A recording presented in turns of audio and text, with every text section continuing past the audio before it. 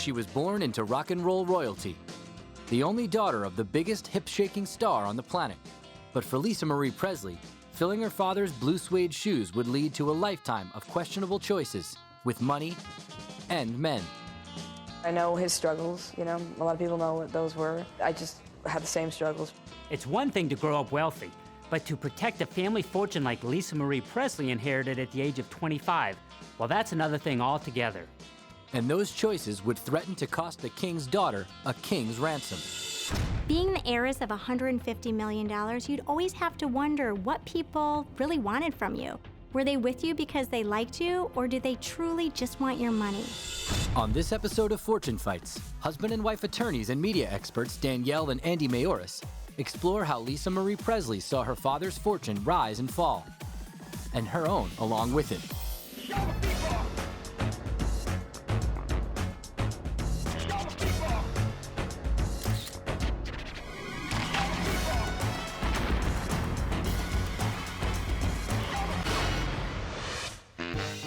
Lisa Marie Presley was born February 1st, 1968 in Memphis, Tennessee. Her father, Elvis Presley, was the most famous musician in rock and roll history. Attorneys and authors Danielle and Andy Mayoris walk us through the messy legal battles and the fights that ensued over the family's massive fortune. Over the course of his career, Elvis Presley earned more than $100 million. That would be worth $400 million today. He would have earned even more money, except his legendary manager, Colonel Tom Parker, kept a significant chunk for himself. Still, the king's success stretched from jukeboxes 80 of Elvis' songs reached the top 40, the most of any artist in history, to movie marquees. Elvis made over 30 films, including Jailhouse Rock, King Creole, and Viva Las Vegas. He was becoming a big-time matinee idol. Elvis and his wife Priscilla raised their princess in the lap of luxury. They were American royalty, and Graceland was their kingdom. From the day she was born, Lisa Marie Presley had the run of the castle. Growing up, Lisa Marie didn't have a silver spoon in her mouth. She had the golden ticket. Anything she wanted was hers. She had a pony, free reign of the compound, a golf cart to drive her around, and people to cater to her every whim. In fact, her father used to rent out Libertyland for her, which was a local theme park, so she and her friends could go play in it, along with him, of course, because he was a big kid at heart. But big kids have big appetites, and those appetites cost money. As a little girl, Presley looked on as her superstar father spent money with reckless abandon. She didn't know it at the time, but she was learning life lessons from her father. Unfortunately, they weren't always the right lessons. Elvis was very generous to those around him. He even ended up buying some of his employees Cadillacs, and he had a lot of employees and staff, bodyguards, drivers, hairdressers, and they were all very well compensated. Lisa Marie didn't always treat the staff as lovingly. One of the cooks just recently told me, she said, you came in the kitchen one day and you said, she made a chocolate cake, and she said, and I wanted to eat it. She said, you can't right now. Your father said, no, you're gonna have dinner. And I said, you're fired, get out, this is my house. While Lisa Marie was learning to be queen of the castle, Elvis simply wanted to be loved, and there was no shortage of women willing to give him what he wanted.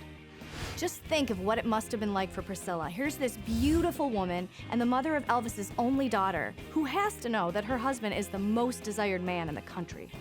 Elvis's infidelities took their toll on the Presleys' marriage.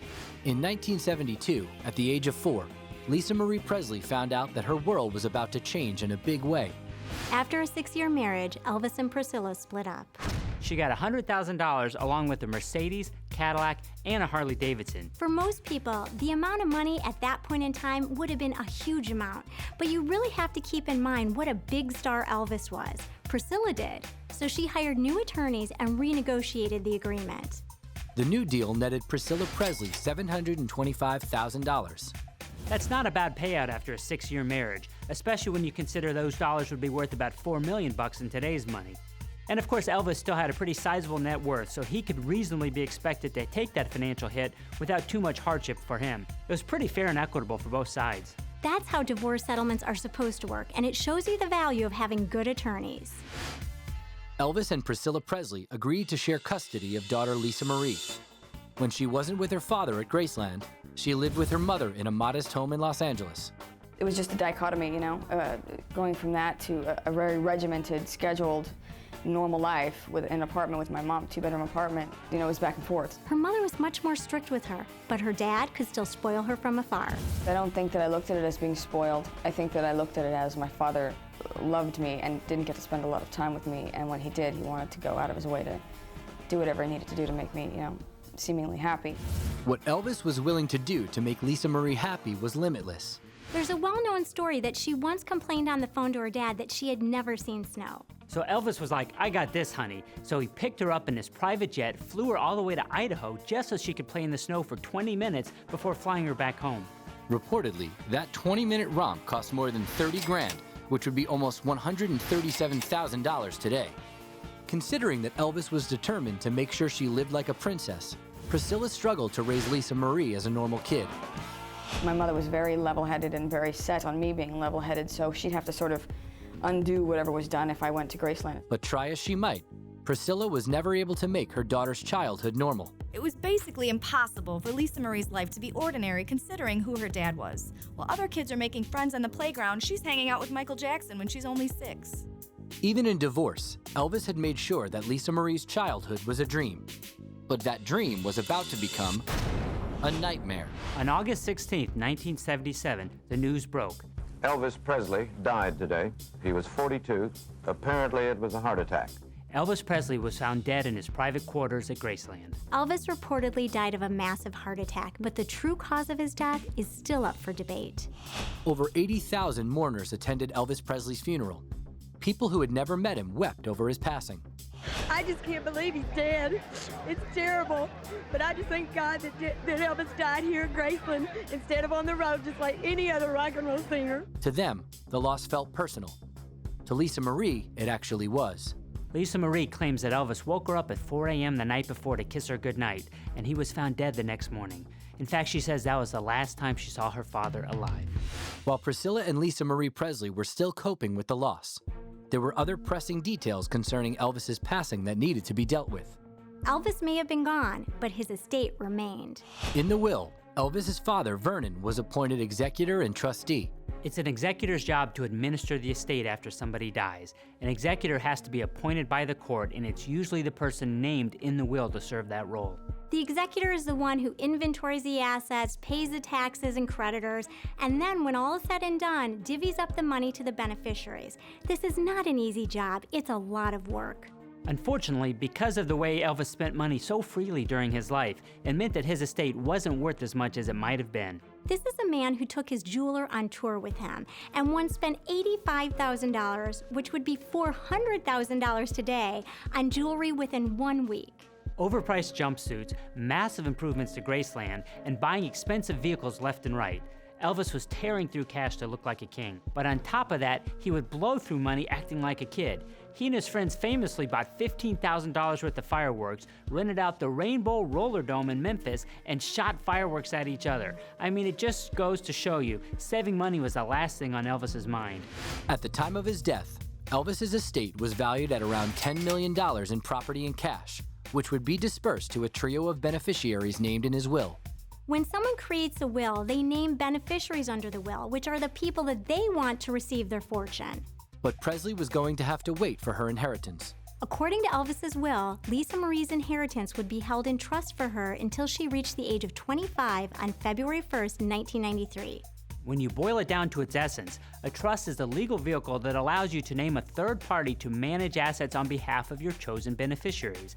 Now, this can be a great way to save money on estate taxes, preserve privacy, and, in this case especially, help to protect minor beneficiaries. Without an arrangement like this, the minor would receive the assets when he or she turns 18, and in some cases, that could be disastrous. But there can be a downside to receiving a lump sum of money all at once. As an estate planning attorney, it's definitely not unusual for me to counsel or see clients want to spread payments out to their children over time. In fact, I'm a big proponent of that. So it's really surprising, especially someone of Elvis's magnitude, that he would give the money to his daughter all at once at the age of 25. Elvis's family members weren't the only ones looking after his fortune. Colonel Tom Parker had been Elvis Presley's manager since 1956. Elvis credited him with much of his success, but others questioned Parker's oversized influence over the king and his oversized fee structure. So Colonel Parker was making money off Elvis's name for years. and he wasn't about to stop just because Elvis died. The battle for the Presley fortune had just begun. As you can imagine, people were coming out of the woodwork left and right, and when this happens, things can get ugly quickly. Elvis Presley was the biggest star in the world. He and his wife Priscilla had raised daughter Lisa Marie in the lap of luxury at Graceland. But divorce rocked the Happy Kingdom in 1973, and the king's passing in 1977 brought it crashing to the ground, leaving his heirs to fight over his remaining fortune. A lot of people profited off of Elvis when he was alive, and now that he was gone, they'd have to find a new source of income. When a journalist asked Colonel Parker what he was going to do now that Elvis was gone, he replied, "Well, I'll just go right on managing him." Parker went to Vernon Presley and suggested that he take over managing the estate in order to protect it from scam artists. Of course, who was the biggest scam artist of all? None other than Colonel Tom Parker himself. A known gambling addict, Parker was used to bluffing his way through a hand and coming out with the entire pot. My gambling had never anything to do with Elvis. Parker proposed that Vernon let him manage the assets of the estate in exchange for 50% of the income that was brought in as payment for Parker. Vernon Presley agreed to the deal, despite the high price at which it came. 50% of an estate is exorbitant. That's unheard of. Most of the times, even when there's a corporate trustee involved, you're looking at 5% of an estate, sometimes 10% of the estate. Ironically, Parker would have made even more money if he hadn't made a deal a few years before that dramatically limited how much money could be brought in. Parker had negotiated a deal with RCA, giving them ownership of all of Elvis's recordings prior to 1973, severely limiting the revenue stream for the estate after Elvis's death. With Parker entitled to half of whatever money coming in, and taxes taking a sizable portion of what came in beyond that, the estate was dwindling rapidly. By 1979, he'd whittled it down to just $1 million. The probate court system is far from perfect, but it can act as a safeguard against somebody who's intentionally trying to take advantage of an estate or mismanaging it through incompetence. And fortunately, that was the case here, where the probate system actually protected Elvis's estate. Elvis's father, Vernon, had passed away in 1979. When Elvis's grandmother, Minnie Mae, died shortly thereafter, Lisa Marie Presley became the sole surviving beneficiary of the Elvis Presley estate.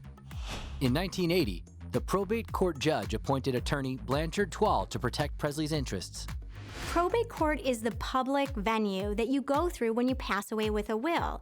So in Elvis's case, even though there was a trust, it was part of the will. It wasn't a separate standalone trust.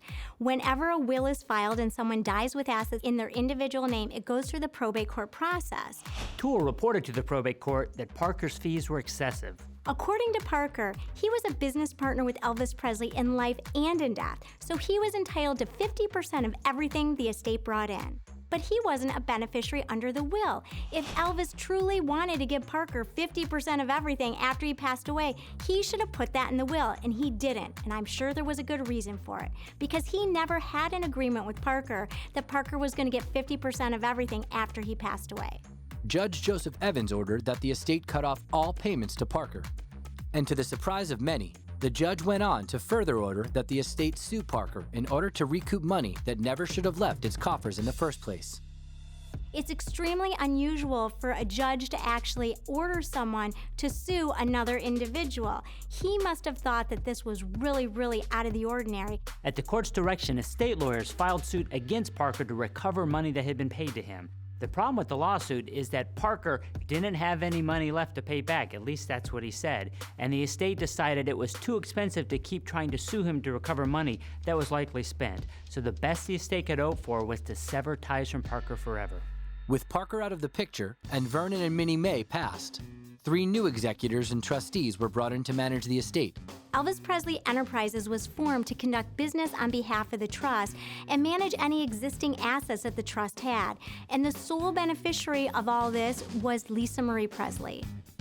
And since Lisa Marie was still a minor, her mom Priscilla looked after her interests. With this new team in place, they quickly assessed what was going on with the estate. It was not pretty. Though music and movie royalties and merchandising were generating income for the estate, those revenue streams were declining while expenses were increasing.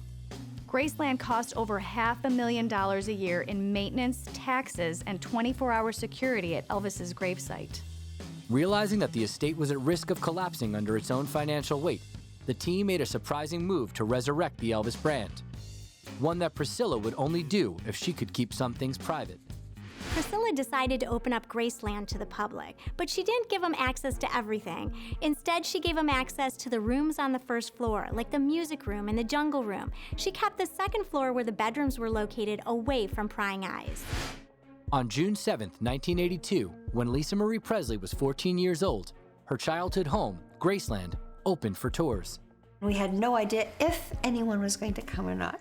Priscilla's fears proved to be unfounded. Fans showed up in droves. It was an immediate hit with tens of thousands of people visiting in the first few months alone. And while her childhood home was earning her money hand over fist, Presley was living the life of a troubled youth. Having been raised in a military household, Priscilla was not as lenient as Elvis was, and Lisa Marie chafed under her mom's strict discipline. Priscilla enrolled Lisa Marie in the prestigious Westlake School for Girls, but she never graduated. I was very deep as a kid. I had a lot of questions about life. It's sort of purposeless, not quite understanding how things work. Presley began to act out in dangerous ways. Lisa was wild. She called it destructo mode. And anything her mom didn't want her to do, she decided to do. Smoking, drinking, boys, drugs, you name it, she was doing it. At age 17, Presley was sent to rehab. There, she overcame her destructive habits. But that's not all Lisa Marie did at the center. She started a hot and heavy relationship with a bass player named Danny Keough. He was basically a journeyman musician who played gigs around LA and worked as a house musician at a studio run by his best friend's father. Danny and Lisa Marie hit it off and dated for 3 years before getting married on October 3, 1988 in Hollywood.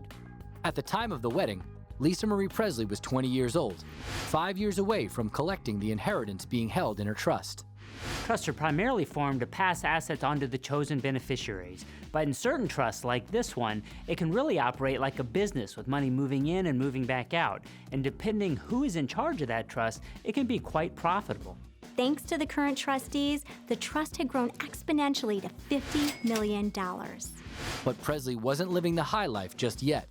Lisa Marie and Danny Keough actually formed a pretty traditional family. They had 2 kids, Danielle Riley and Benjamin, and lived a pretty regular life for a while. But Lisa Marie was no regular person. She was the daughter of rock and roll royalty, and she was about to become extremely wealthy. In 1993, Presley turned 25 and received her inheritance. As a result of excellent financial management, it had grown substantially from the $10 million Elvis had left when he died in 1977. By then, it was worth a whopping $100 million. To Presley's credit, she didn't simply sit back and collect checks. She made it a point to find out what was really going on with this estate. Lisa Marie Presley attended board meetings of Elvis Presley Enterprises, familiarizing herself with the inner workings of the family business. This was a lot of money for a 25-year-old to handle, so Lisa Marie made an extremely mature, responsible decision, and she opted to leave the money in the trust, even though she could have taken it all at that point in time. She also decided to hire a money manager, Barry Siegel, and his company, Provident Financial Management, to handle her finances. Siegel would go on to implement an aggressive business strategy for the estate. The biggest deal he would strike was a lucrative 2005 agreement with CKX Incorporated that would yield Presley $50 million in cash and $26 million in stocks in exchange for an 85% interest in Elvis Presley Enterprises. With Siegel at the helm of her finances, Lisa Marie was free to spend her time chasing other pursuits. Presley was becoming more and more interested in her father's first love, music. It was a bond she shared with Keough. But Presley had a bond with another man, someone she had known since she was a kid. And apparently, that bond was stronger than the one she shared with Keough. On May 24, 1994, after 6 years of marriage, Lisa Marie Presley and Danny Keough filed for divorce in the Dominican Republic. The reason for the quickie divorce? Lisa Marie wanted to get married again, and right away. Lisa Marie Presley's new suitor was a musician too, one who was arguably as famous as her father. On May 26, just 2 days after her divorce from Keough was finalized, Lisa Marie got remarried to the king of pop, Michael Jackson.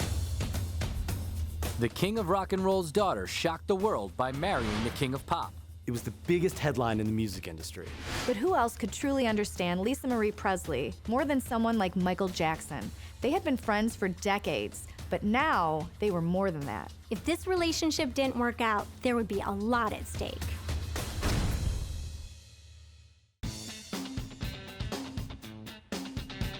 In the spring of 1994, Music fans all over the world were shocked by the news that Lisa Marie Presley and Michael Jackson had tied the knot.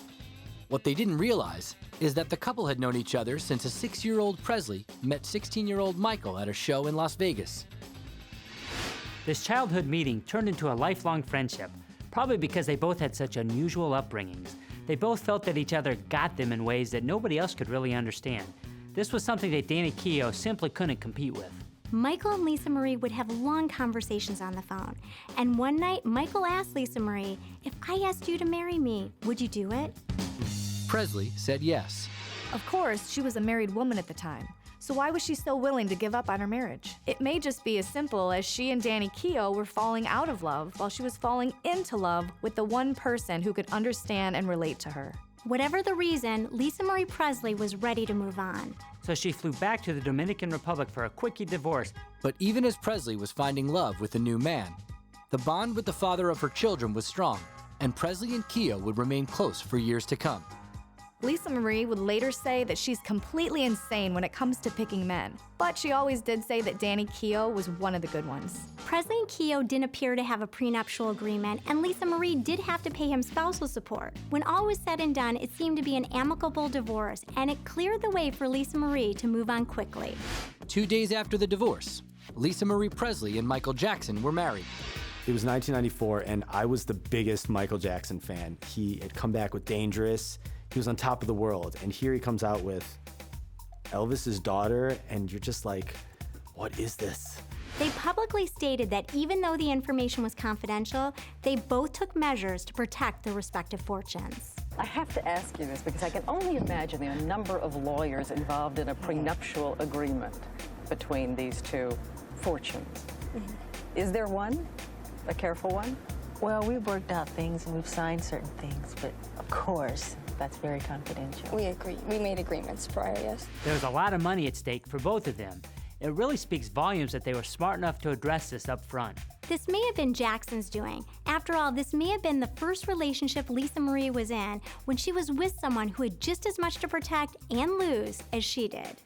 Though news of the nuptials among musical royalty had already begun to spread, there were rumors that the relationship was a sham. So Lisa Marie Presley and Michael Jackson decided to make a showing of their love on national television. And the newlyweds did not disappoint. And just think, nobody thought this would last.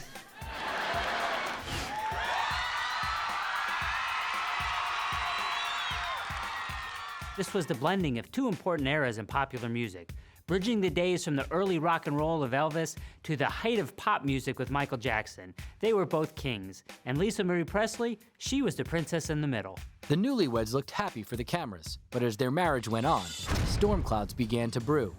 Presley claimed that Jackson's attention was being taken by sycophants, something she had witnessed with her own father, and she was becoming increasingly alarmed by the hold that drugs seemed to have on him. On January 8, 1996, they filed for divorce, citing the infamous irreconcilable differences. This is the common legal term used in most states when people don't really want to disclose why they're getting divorced, but simply want to say, the marriage is over, let us move on. Before exchanging vows, they had the foresight to protect themselves and their fortunes. What I can say is there was a divorce filed today, and I'm representing Lisa Marie Presley. She's filing divorce to divorce Michael Jackson. It is a clean, simple divorce, no disputes. I've talked to opposing counsel, and everybody agrees it's going to be friendly, no controversy. Lisa Marie Presley and Michael Jackson's prenuptial agreement would ensure that neither would lose their fortune as a result of their separation. Because they didn't have to fight over money through the divorce, it meant that there were no ugly personal details that could come out in court. They were free to go their separate ways. Jackson had his fortune, and Presley had hers. Lisa Marie Presley was twice divorced, extremely wealthy, and hungry to carry on her father's legacy in ways other than just the Presley name. She decided to go into the family business. Most musicians develop their skills for years performing in small venues before they ever sign a record deal, but not Lisa Marie. In 1998, Presley signed a deal with Java Records without ever having performed on stage before. But Presley didn't consider the Java deal to be just a no-risk vanity project. She had something to prove. She obviously had a lot of contacts in the music world, but she decided to call upon her music mentor to help her navigate this next chapter of her life. She spent the next 5 years working on the album, writing songs and collaborating with her ex, Danny Keough. She knew expectations would be sky high, so she really wanted to get it right. Meanwhile, a chance meeting at a party led to a new love in Presley's life. In 2000, she attended Johnny Ramone's birthday party where she met actor Nick Cage. For the next 2 years, the two of them were on again, off again. Until August 2002, when Presley and Cage took the plunge, marrying in a secret ceremony in Hawaii. In August, they were on. But by November, only 4 months later, they were off again. Cage served Presley with divorce papers in late 2002. Presley released a statement saying that they shouldn't have been married in the first place. Cage, on the other hand, simply said, "I did not comment on the marriage. I will not comment on the divorce." He clearly wanted to keep things private. In fact, it never even came out publicly whether they had a prenup or not. You'd think that Lisa Marie would have wanted one from her past experience and how well it worked for her, but of course, given the fact their marriage was only about 3 months long, they may have gotten through the divorce without even needing a prenup. One thing that we do know is throughout her short-lived marriage with Nicolas Cage, she was working on her debut album. To Whom It May Concern was released on April 8, 2003. When I first heard Lisa Marie Presley's debut album, I was quite impressed. You could tell that she was channeling her father, but in a new pop rock kind of way, and I thought it was actually excellent. To Whom It May Concern went on to reach number 5 on the Billboard charts and was certified gold in 2003. Now, for most people, this would have been huge, but Lisa Marie Presley wasn't just most people. I mean, she was the daughter of one of the most famous rock and roll icons of all time. The pressure had to be enormous. Presley went back to the recording booth quickly, following up her debut album with a second, 2005's Now What. Now What was only on the charts for about 7 weeks, but it did chart to number 9, which is no small feat. With her music career blossoming and the Elvis Presley estate running like a finely tuned machine with her financial manager Barry Siegel at the helm, Lisa Marie Presley once again found herself in love. Like most guys in her life, Michael Lockwood was a musician. Lockwood was essentially a hired hand. He started working for Presley as a musical director in 2004, making $3,500 a week. But while they were on the road, a relationship blossomed. But Lockwood was a little hesitant to commit at first. He had been through some bad relationships before meeting Lisa Marie. In fact, he reportedly told her he didn't believe in love. And Lisa Marie told him, quote, "That was bull." On January 22, 2006, less than 3 years after marrying Nicolas Cage and 2 years since divorcing him, Lisa Marie Presley married Michael Lockwood in Kyoto, Japan. It was truly a family affair, with Priscilla giving Lisa Marie away, Lisa Marie's children, Riley and Benjamin, in the wedding party, and ex-husband Danny Keough serving as the best man. It was a dream wedding involving everyone and everything that was important to Presley. What it didn't involve, unfortunately, was a prenuptial agreement. Unconcerned with legal protections, the newly married couple wasted no time before mixing business and pleasure. Presley and Lockwood had twin girls, and they lived quite a life for the next decade. They had a $5 million home in California, a $7 million estate in England, and a 4-bedroom vacation home in Hawaii. But the sweet music of marital bliss wasn't destined to last. The union would be threatened by actions from both Presley and Lockwood. Presley's old destructo ways returned, and in 2006, at the age of 48, she began to struggle again with drug addiction. She went to rehab at least 5 times, including several places in Mexico and once at the Hills Treatment Center in LA, a luxury rehab in the Hollywood Hills. Multiple trips to rehab centers that cater to celebrities can cost hundreds of thousands of dollars. The financial toll would be made worse when Presley discovered that Lockwood had been racking up massive debts on her credit cards. After confronting him about it, it became clear the marriage was on the rocks. In June of 2016, Presley filed for divorce from Lockwood, citing irreconcilable differences. Attempts to keep the proceedings cordial would not last long. Many times, divorcing couples can keep their dirty laundry private. This was not one of those times. They were about to go on the attack. There are usually only 2 things that lead to that change: fighting over children and, of course, money. The gloves were about to come off. In 2016, after 10 years of marriage, Lisa Marie Presley filed for divorce from husband Michael Lockwood.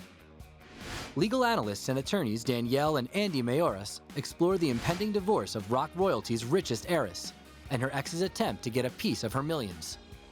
Presley claimed that Lockwood took advantage of her financially, but that was the least of the charges she alleged. She also accused Lockwood of having inappropriate photos of children on his computer, a charge he immediately refuted. Presley asked for full custody of the children, giving him only monitored visitation. Considering her personal wealth, she decided not to ask for spousal or child support.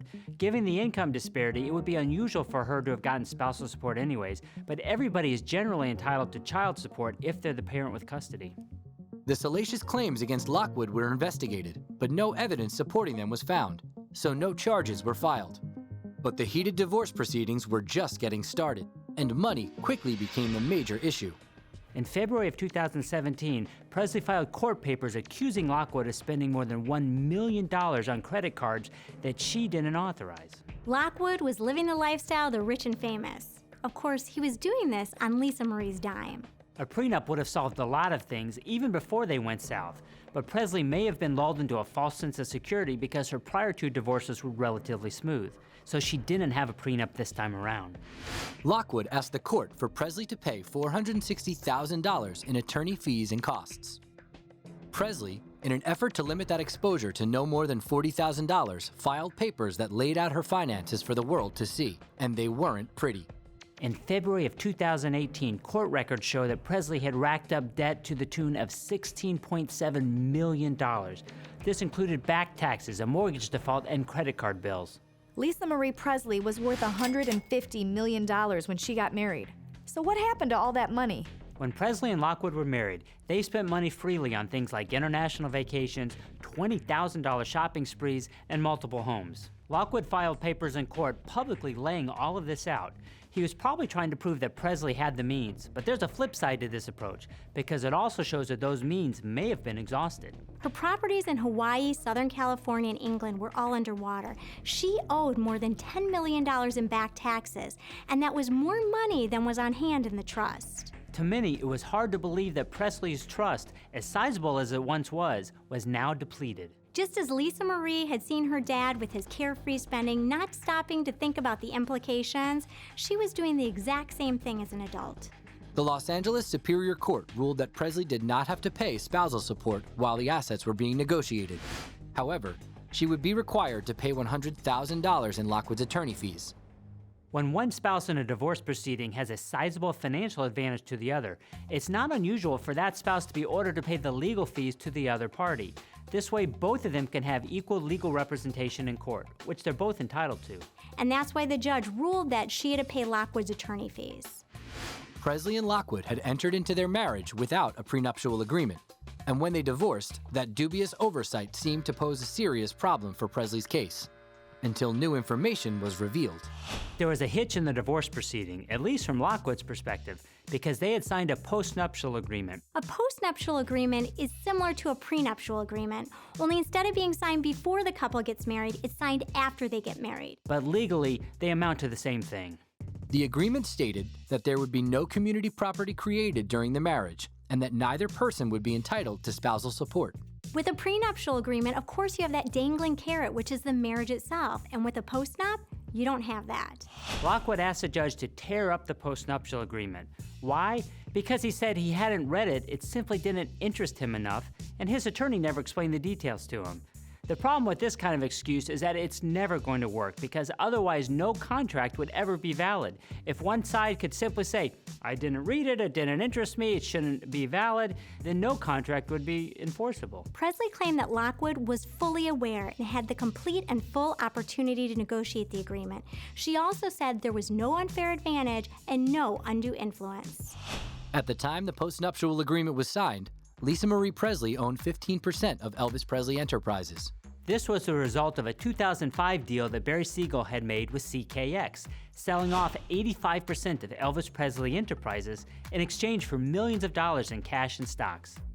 Despite her debts, Lisa Marie Presley still stood to make money from the Elvis Presley estate, and she was determined to protect that money from her soon-to-be ex-husband. Now it was in the hands of the court. An LA Superior Court judge ruled that the postnuptial agreement signed on November 28, 2007 was valid and fully enforceable. Not being interested enough to read a legal document doesn't render it unenforceable. If you bother to sign something without reading it, shame on you. Never rely on that as an excuse to try and get yourself out of that document. Courts aren't going to go for it. Thanks to a postnuptial agreement, Presley had protected her fortune. But how much was left to be had was another question altogether. She had a whopping $150 million at the peak of her wealth, but now it was substantially less. The battle for the king's fortune had been a constant in Lisa Marie Presley's life since she was a child. And in adulthood, she wasn't about to settle for it simply being gone. She looked to the person that she thought was keeping an eye on things, her money manager.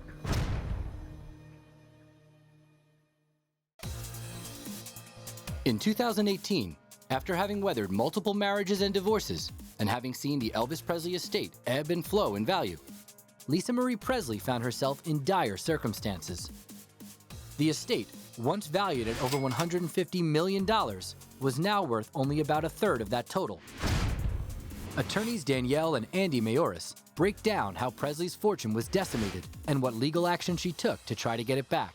In February of 2018, Presley sued her longtime financial manager, Barry Siegel. She had known Siegel for a long time. In fact, he had been her money manager for 25 years, ever since she first inherited money from her father's estate. The lawsuit accused Siegel of reckless and negligent mismanagement and self-serving ambition. Now, there's no legal significance to the term self-serving ambition. In fact, that's a new one to me. What she's really getting at is that she believes he breached his fiduciary duties to her and put his own interest ahead of Lisa Marie's. Presley claimed that Siegel's mismanagement dated back to a deal he orchestrated in 2005. He sold 85% of Elvis Presley Enterprises to Robert F.X. Silverman and his company CKX for $114 million. And then Lisa Marie would keep the remaining 15% interest in Elvis Presley Enterprises. Presley received $50 million in cash and another $26 million in stock in CKX. CKX also paid another $25 million to pay off debt for Elvis Presley Enterprises. So what did CKX get for $114 million? It got a 90-year lease on Graceland. It got the rights to Elvis Presley's name, image, likeness, and trademark, which is used in over 100 merchandising and licensing deals. It got publishing rights to 650 songs, and it got royalty rights to 24 of Elvis's movies. RCA still owned the rights to all of Elvis's biggest hits, but the Presley name was a cash cow. Elvis Presley Enterprises was making about $40 million a year from Graceland tours, on-site retailing and licensing, and from hotel revenue from the Heartbreak Hotel. It had looked like a mutually beneficial deal until CKX went belly up. In 2016, CKX filed for bankruptcy. And of course, when there's a bankruptcy, that means the stock in the company is worthless. Lisa Marie Presley owned around $20 million worth of stock. So now it was just a paper fortune. What was it worth? Absolutely nothing. She had already given up 85% of what she could have been making off of the Elvis Presley name in the original deal. And now that CKX was having financial trouble, $25 million worth of stock that she had received was gone. This was a major blow to Presley's fortune. Presley's stock was worthless, but she had been paid $50 million as part of the CKX deal. $50 million that were being handled by Barry Siegel, or, according to Presley, mishandled. Presley says she was completely kept in the dark about her losses, and that Siegel had actually been selling her personal assets to supplement trust income without even telling her. By 2016, Presley claimed that Siegel had liquidated all of the trust assets, and all that was remaining was shocking. It was only $14,000 in cash and $500,000 in credit card debt. Lisa Marie Presley had grown up in one of the most famous homes in America. Now she claimed Siegel had put her in the poorhouse. The Elvis Presley fortune was all but gone. It was a wake-up call for Lisa Marie Presley. Where did the $114 million go? Where was her money? Siegel countersued and claimed that Presley squandered her father's fortune, not once, but twice. According to Siegel, she spent the $150 million she initially received, and then she also spent all the money she received from the sale to CKX for the 85% interest in Elvis Presley Enterprises. Siegel fired back at her, saying, quote, she was rescued from insolvency by a deal she now calls fraudulent and self-serving, and that she actually became wealthy again after the CKX deal, but then, quote, she dissipated her second fortune over the next 10 years. There was a cascade of information that came out because of her divorce. All of the he said, she said from the divorce gave Siegel and his legal team a lot of ammunition. The lawsuit also says, as she spiraled downward personally, she refused to listen to the warnings of her most trusted advisors and her family. Unfortunately, she only has herself to blame for her financial and personal misfortunes. Her continuous excessive spending and reliance on credit far exceeded what the trust could pay her from income alone. Siegel and his company are suing Presley for $800,000 in damages. That figure represents the amount that Siegel says Presley owes him for work that he did before she fired him in March of 2016. And that figure comes from Siegel's $700,000 a year fee for managing the trust, which Presley said was exorbitant when he should have been protecting her interest instead of focusing on his own profits. Siegel's lawyer, Leon Gladstone, defended their actions in a statement to People magazine. Gladstone squarely placed the blame on Lisa Marie Presley, saying that the 2005 deal helped her with millions of dollars of debt that she had, and helped her net millions more, which he said she just squandered. Siegel and his lawyer said that Presley had an uncontrollable spending habit, which was a claim they were able to support by pointing to the financial statements that came out during the Presley-Lockwood divorce. The legal battle with Barry Siegel continued. Was Siegel negligent in managing Presley's money, or was Presley really this carefree spender that he makes her out to be? Only time will tell. Everybody has to take their own personal responsibility at some point. You can't blindly trust your advisors, and if somebody's doing you wrong for that long, you should find out about it. Meanwhile, Presley's divorce from Michael Lockwood lingered in court. Lockwood filed documents in August of 2018 asking the court to certify its ruling that the postnuptial agreement with Presley was valid. This move showed how important it was to Lockwood and his legal team to challenge the validity of the postnuptial agreement, because they asked for and received permission to take that issue up to the Court of Appeals even before their divorce case was done. What this means is that the divorce trial is going to be delayed until the Court of Appeals passes on that issue, and then they'll go back for trial. But throughout her ongoing legal battles, Lisa Marie Presley continues her quest to connect to her famous father through music. In August of 2018, Lisa Marie released a duet with Elvis called Where No One Stands Alone. Lisa Marie Presley was born into wealth and fame, but reckless spending, financial mismanagement, multiple marriages and divorces, and legal battles over money have all taken their toll. It's easy to assume that someone born into money is going to have it easy, but that's not always true. I'm sure nobody could have predicted the amount of ups and downs that Lisa Marie would have gone through when she was back roaming the halls of Graceland as a child. Lisa Marie's been in the public eye since she was born. Everybody knows about her, everyone knows what she looks like, but still, she is mysterious. She's truly an enigma.